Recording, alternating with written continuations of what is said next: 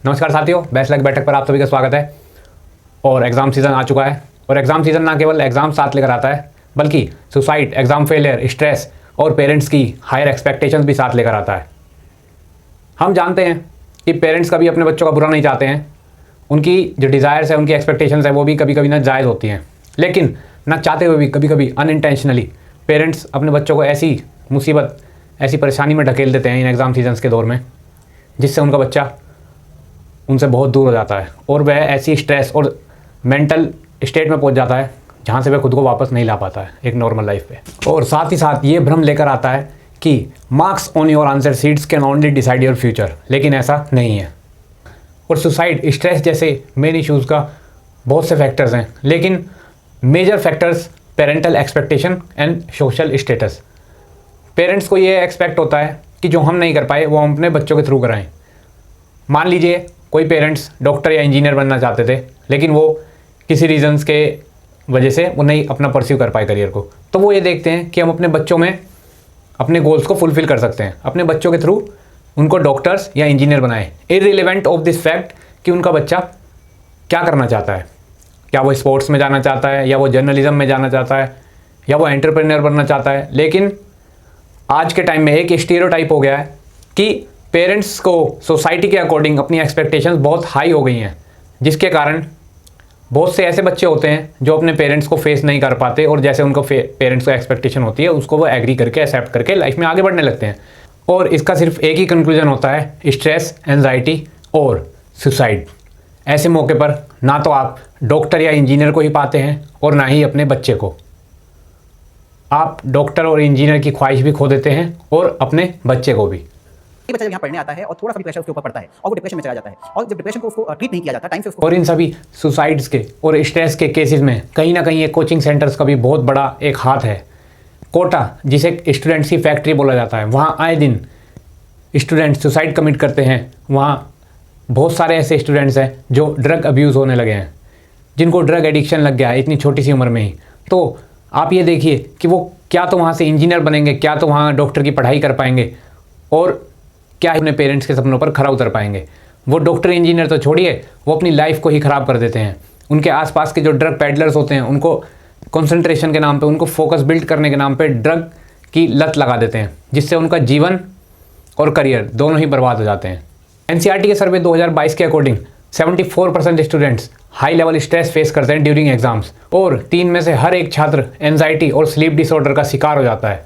और 82% पेरेंट्स ने ये एडमिट किया है कि वो खुद को हेल्पलेस पाते हैं जब उनको अपने चिल्ड्रन को सपोर्ट करने की बारी आती है। और ऐसे ही साल 2023 की ASER की रिपोर्ट के अकॉर्डिंग 68% स्टूडेंट्स का जो स्ट्रेस का मेजर फैक्टर है वो है पेरेंटल एक्सपेक्टेशन। और 52% स्टूडेंट्स ऐसे हैं जो डर के कारण अपनी डिसअपॉइंटमेंट अपने पेरेंट्स को नहीं बता पाते। और 45% स्टूडेंट्स ऐसे हैं जो अपने मार्क्स के बेसिस पर अपने घर में, अपनी सोसाइटी में जज किए जाते हैं। तो आप इन सभी रिपोर्ट्स के अकॉर्डिंग देख सकते हैं कि आपका बच्चा किन परेशानियों से, किन मुसीबतों से जूझ सकता है या जूझ भी रहा होगा।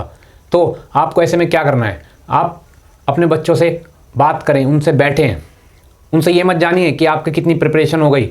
कभी ना कभी बैठिए, रिलैक्स माइंड से उनसे ये पूछिए कि आप कैसे हैं, क्या कर रहे हैं, क्या आपको किसी चीज़ से परेशानी तो नहीं।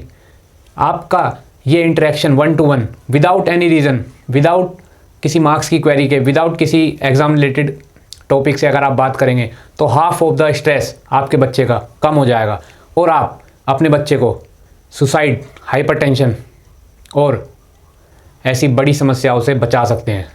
क्योंकि जीवन एक बार मिलता है, बार बार नहीं। एग्ज़ाम में रीअपेयर होने का चांस हमें ज़रूर मिलता है, लेकिन अगर वहीं आपका बच्चा या कोई भी स्टूडेंट जो इस वीडियो को देख रहा है, अगर आप अपनी लाइफ को एंड कर देंगे तो आपको रीअपेयर होने का चांस नहीं मिलता है। 35 suicides in IITs in the last 2 years. Marks हमारे लाइफ को डिसाइड नहीं करते हैं, हमारी डेस्टिनी को डिसाइड नहीं करते हैं। ऐसा मैं ही नहीं, ऐसे बहुत सारे IAS ऑफिसर्स और IPS ऑफिसर्स हैं जिन्होंने अपनी मार्कशीट आजकल सोशल मीडिया पे शेयर करी और उन्होंने दिखाया कि कैसे वो 10th और 12th में एक एवरेज स्टूडेंट थे, बिलो 60% एवरेज स्टूडेंट थे, और आज वह सिविल सर्वेंट हैं। तो आपके मार्क्स आपकी डेस्टिनी डिसाइड नहीं करते हैं। 4 लोगों की राय सुनकर अपने बच्चों की भविष्य के लिए राय ना बनाएं।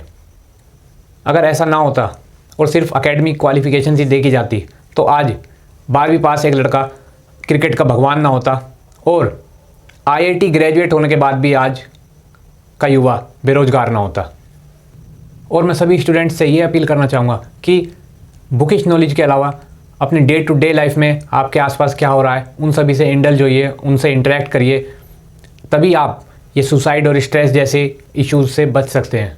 क्योंकि जब आप एकेडमिक फेलियर्स आपने फेस ही ना किए हों और एक स्टेज पर आकर अगर आपको एकेडमिक फेलियर मिलता है तो आपका वह स्ट्रेस वो सुसाइड में चेंज हो जाता है।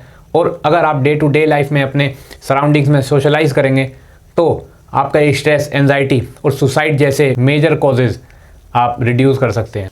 और एग्ज़ाम्स एंड स्कोर्स हमारी लाइफ का सिर्फ एक चैप्टर हो सकते हैं, हमारी पूरी लाइफ नहीं।